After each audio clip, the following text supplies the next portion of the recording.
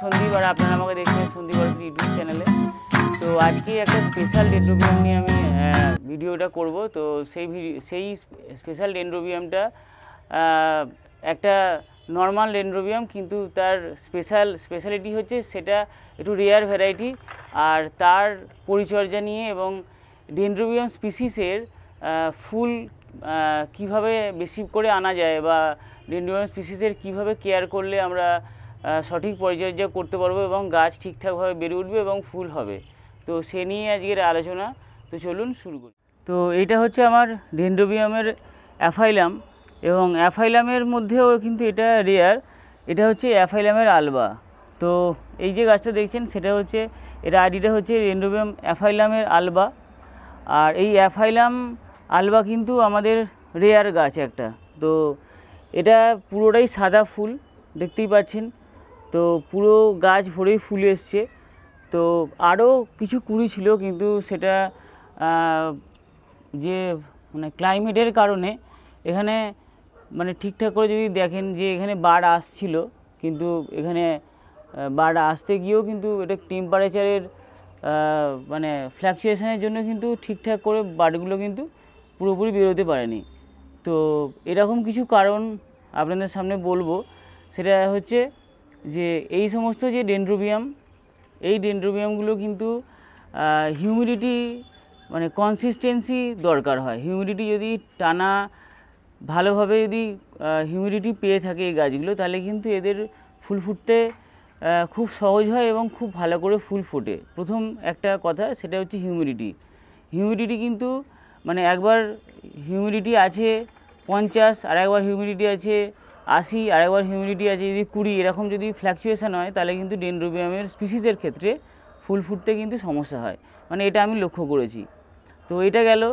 আর একটা হচ্ছে যে যার যেরকম জলের রিকোয়ারমেন্ট, ওয়াটার রিকোয়ারমেন্ট, সেরকম কিন্তু আপনাকে জল দিতে হবে। তো এই গাছ যেহেতু খুব বেশি জলের দরকার হয় না, কিন্তু খুব বেশি জল হলেও এর কোনো অসুবিধা হয় না, সেহেতু এমন একটা কাঠে সেট করা হয়েছে যেটার মধ্যে কিন্তু খুব বেশি মস কিংবা ছোবড়া এগুলো কিন্তু দেওয়া নেই। কারণ মস বা ছোবড়া হলে যে পরিমাণ জল রিটেন করবে বা ধরে রাখবে, সেই পরিমাণ জল কিন্তু এর প্রয়োজন নেই। তো শুধুমাত্র কাঠের ওপরে আমি পাইন বার্ক দিয়েছি, তার উপরে কিন্তু এই গাছটাকে মাউন্ট করেছি। তো এর যেরকম জলের রিকোয়ারমেন্টস, এর কিন্তু জলের রিকোয়ারমেন্টস কম। তো সেই অনুযায়ী এর মাউন্টটা কিন্তু আমি এইভাবে করেছি। তো আপনাদেরকেও দেখতে হবে যে কোন গাছের কীরকমের জলের প্রয়োজন। তো সেই ওয়াটার রিকোয়ারমেন্টসের ওপর কিন্তু আপনাদের পটিং মিডিয়াটাকে চুজ করতে হবে। আর একটা কারণ হচ্ছে যে শীতকালে এদের ডরমেন্সি হয়। মানে ডরমেন্সি মানে কি, যে সারা বছর এদের গ্রোথ হয়, যে সময়টা বর্ষাকাল, এই এখন থেকে শুরু হয়, মোটামুটি মার্চ এপ্রিল থেকে শুরু হয় এরকম নতুন গ্রোথ। এই যে দেখতে পাচ্ছেন এরকম নতুন এরকম শাখা বেরোবে গাছের। এই ফুল হওয়ার সাথে সাথেও কিন্তু এই গাছের শাখা থাকে। তো এই রকম অবস্থায় এই মার্চ এপ্রিল থেকে শুরু করে একদম আগস্ট সেপ্টেম্বর একদম প্রায় নভেম্বর পর্যন্ত কিন্তু এই গাছের গ্রোথ হয়। সেই সময় কিন্তু এদের প্রচুর জলের প্রয়োজন হয়। তারপর থেকে কিন্তু নভেম্বরের পর থেকে কিন্তু নভেম্বরের সেকেন্ড উইকের পর থেকে কিন্তু ডরমেন্সি পিরিয়ড শুরু হয়। ডরমেন্সি মানে এরা কিন্তু পাতা ঝরাতে শুরু করে, এরকম পুরো পাতা ঝরে যাবে। এই যে দেখতে পাচ্ছেন এই গাছটা কিন্তু মারা যায়নি, কিন্তু এই গাছটা কি করছে না, এই সমস্ত যে নতুন গ্রোথ হচ্ছে তাদেরকে এনার্জি সাপ্লাই করছে। তো এদের মধ্যে এনার্জি রিটেন থাকে, এনার্জি ধরে রাখে এরা। এই এনার্জিগুলো কিন্তু নতুন যে গ্রোথ হচ্ছে তাতে এদের বাড়তে সাহায্য করে। তো এই ডরমেন্সি পিরিয়ডটা কখন হয়, এই একদম নভেম্বরের প্রায় সেকেন্ড উইক থেকে পুরো শীতটা কিন্তু এদের ডরমেন্সি পিরিয়ড থাকে। তো সেই সময়টায় জল আপনারা অনেকে করেন যে শীতকালটায় পুরো জল বন্ধ করে দেন। আবার কেউ কেউ হয়তো দেখা যায় যে 7 দিন পর কিংবা 10 দিন ছাড়া ছাড়া জল দিচ্ছেন। তো সেরকম করবেন না। একটা নর্মাল ওয়েতে কিন্তু গাছ মানে জলের যে পরিমাণ সেটা আস্তে আস্তে কমাতে হয়। যখন বর্ষাকাল ছিল তখন প্রত্যেক দিন বৃষ্টি, প্রত্যেক দিন জল পাচ্ছিল গাছটা, কিন্তু হঠাৎ করে যে শীত পড়লো, সঙ্গে সঙ্গে যদি জল আমরা কমিয়ে দিই তাহলে কিন্তু গাছ একটা শক পায়। গাছ যেভাবে খাবার পাচ্ছিল বা গাছ যেভাবে জল পাচ্ছিল সেভাবে না পেলে কিন্তু গাছের অসুবিধা হয়। তো আস্তে আস্তে করে আমাদেরকে জলটাকে কমাতে হয়। তো সেই জন্যই কেউ হঠাৎ করে 1 সপ্তাহ, কেউ হঠাৎ করে 3 দিন জল কমিয়ে দেবেন না, মানে জল না দিয়ে রেখে দেবেন না গাছকে। অল্প অল্প করে 3 দিন, 2 দিন, 1 দিনের মানে ডিফারেন্সে কিন্তু গাছকে আস্তে আস্তে করে জল দেওয়া কমান। তো যখন মেন যে শীতকালটা আসে তখন কিন্তু আপনি চাইলে 3 দিন ছাড়া জল দিতে পারেন, কিন্তু একদম জল বন্ধ করা যাবে না। গাছ সানলাইট, এই গাছের কেমন সানলাইট লাগে সেটাও আমাদের জেনে নেওয়া দরকার। তো সানলাইট এই গাছের কিন্তু হাই সানলাইট লাগে, মানে ক্যাটেলিয়া থেকেও ওপরে, মানে ভ্যান্ডা যেরকম সানলাইট লাগে সেরকম কিন্তু এই ডেনড্রোবিয়ামের ফুল ফুটতে গেলে সানলাইট লাগে।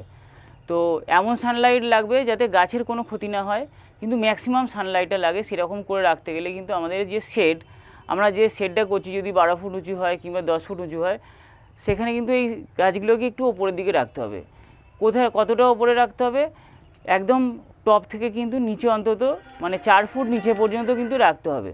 তাহলে কী হবে, যে ডাইরেক্ট যে সানলাইটটা সেটা পুরোপুরি লাগবে না, আবার যে ইনডাইরেক্ট সানলাইটটা সেটাও কিন্তু খুব ভালোভাবে নিতে পারবে।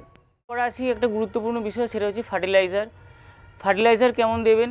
সেটা হলো যে আপনারা যদি ফার্টিলাইজার দিতে চান তাহলে কিছু ম্যাক্রোনিউট্রিয়েন্টস হয়, যেমন এনপিকে আপনারা দিন 20-20-20 কোনো ভালো কোম্পানির এই ফার্টিলাইজারটা দিন। উইকলি আপনারা দিন। তো উইকলিটাকে আমরা কোয়ার্টার স্ট্রেংথ বলে থাকি। তো উইকলি 1 গ্রাম 1 লিটার জলের রেশিওতে কিন্তু আপনারা ফার্টিলাইজারটা দিন, তাহলেই হবে। এর সঙ্গে সঙ্গে বিভিন্ন রকমের মাইক্রোনিউট্রিয়েন্টস যেগুলো আছে, যেমন হিউমিক অ্যাসিড, তারপরে এপসাম সল্ট, এই সমস্ত জিনিসগুলো আপনাদেরকে দিতে হবে। তো যদি এগুলো আপনারা তার সঙ্গে সঙ্গে মাইক্রোনিউট্রিয়েন্টসগুলো দেন তাহলে গাছের গ্রোথ ঠিকঠাক হবে। তো ফার্টিলাইজারটা কখন দেবেন? যখন গ্রোথ পিরিয়ড হবে তখনই ফার্টিলাইজারটা লাগে। বাকি সময়টা কিন্তু যখন ডরমেন্সি হয়ে যায় তখন কিন্তু আর ফার্টিলাইজার লাগে না। অনেকে জিজ্ঞেস করে যে পাতা ঝরে গেছে, তাও কি ফার্টিলাইজার লাগবে? না, ফার্টিলাইজার লাগবে না। ফার্টিলাইজার কখন লাগে? যখন গাছের গ্রোথ হচ্ছে, সেই সময়টা যদি ঠিকঠাকভাবে সবকটা নিউট্রিয়েন্টস, মানে সবকটা ম্যাক্রো এবং মাইক্রো নিউট্রিয়েন্টস নিয়ে যদি বেড়ে ওঠে গাছটা, তাহলে কিন্তু ফুল ফোটার সময় আর অসুবিধা হয় না। তো সেই জন্যই বলছি যে একটা মানে আবার অনেকে করে কি, কোথায় ফুল ফোটার জন্য বিভিন্ন ধরনের ফসফরাস আর পটাশিয়াম, হাই ফসফরাস পটাশিয়াম নিয়ে গাছকে দেয়, সেটা কিন্তু গাছের পক্ষে মোটেও ভালো নয়, এবং গাছের যে লংজিভিটি সেটার ক্ষেত্রেও একে বাধা, এবং গাছের ফুল ফুটতেও কিন্তু বাধা। তো এরকম করবেন না। একদম 20-20-20 ফার্টিলাইজার দিন। যদি না থাকে তো 19-19-19ও দিন, কিন্তু এই সমস্ত 60-0-34 এই সমস্ত ফার্টিলাইজার দিয়ে গাছকে বিরক্ত করবেন না। তো এটাই আমার রিকোয়েস্ট আপনাদেরকে। এবারে আসি ফাঙ্গিসাইড। এই অর্কিড গাছ করতে গেলে সবাই জানেন যে ফাঙ্গিসাইডের প্রয়োজন হয়, কারণ এই অর্কিড গাছ একটু হিউমিডিটিতে থাকতে ভালোবাসে, স্যাঁতস্যাঁতে ওয়েদারে থাকতে ভালোবাসে। আর স্যাঁতস্যাঁতে ওয়েদারে থাকতে ভালোবাসে ব্যাকটেরিয়া আর ফাঙ্গাস দুটোই। তো এরা যখন থাকবে, ব্যাকটেরিয়া ফাঙ্গাস থাকবে, তাই জন্য আমাদেরকে ব্যাকটেরিয়া ফাঙ্গাস যাতে গাছে না হয়, মানে গাছের ক্ষতি না করে, সেই জন্য আমাদেরকে ফাঙ্গিসাইড দিতে হবে। তো ফাঙ্গিসাইড আমি একটা সাজেস্ট করব, সেটা হচ্ছে সিনজেন্টার অ্যামিস্টার টপ। মাসে একবার যদি দিতে চান তাহলে খুব ভালো হয়। আর যদি কন্ট্যাক্ট ফাঙ্গিসাইড দেন, সেটা আপনাদের নিজেদের ইচ্ছে মতো একটু ভালো কন্ট্যাক্ট ফাঙ্গিসাইড আপনারা দেবেন 15 দিন ছাড়া ম্যাক্সিমাম। ওর থেকে বেশি কিন্তু ফাঙ্গিসাইড দেওয়ার দরকার নেই। এরপর যদি গাছের কোনো ক্ষতি হয়, সেই গাছটাকে আলাদা করে সরিয়ে রেখে, সেই গাছটাকে আপনার যে গার্ডেন সেখান থেকে আলাদা করে সরিয়ে রেখে আইসোলেট করে সেখানে কিন্তু ওকে আলাদাভাবে ট্রিটমেন্ট করুন, আলাদাভাবে ফাঙ্গিসাইড দিন, পেস্টিসাইড দিন, যা খুশি দিন, কিন্তু গাছের যে থরো ট্রিটমেন্ট সেটা কিন্তু এরকম হবে।